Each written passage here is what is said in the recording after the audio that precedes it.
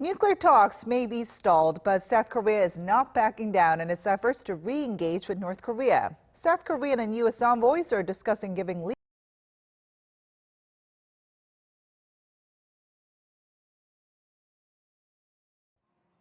South Korea and the U.S. have agreed to negotiate possible inter-Korean cooperation projects.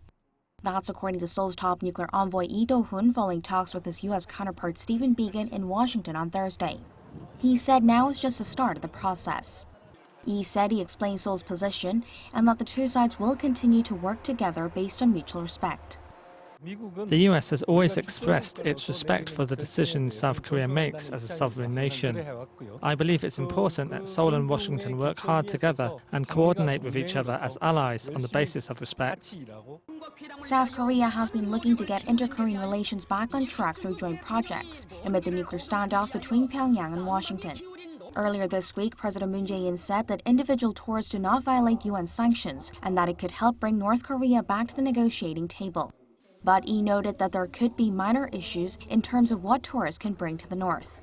His remarks come after U.S. Ambassador to South Korea Harry Harris said that Seoul should discuss plans to engage North Korea with Washington to avoid any misunderstanding that could trigger sanctions. He recommended that the matter be run through a working group set up in 2018 to coordinate over North Korea-related issues. To this, Lee said that the two sides have been closely coordinating and that consultations can take place in any form.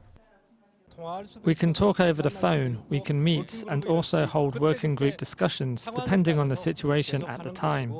One thing for sure is that the working group has been very effective until now. He added that Seoul will seek to avoid any misunderstandings regarding the issue of sanctions. The nuclear envoy, however, declined to comment when asked whether specific projects had been up for discussion, saying it's too early to talk about that. Kim Min-ji, Arirang News.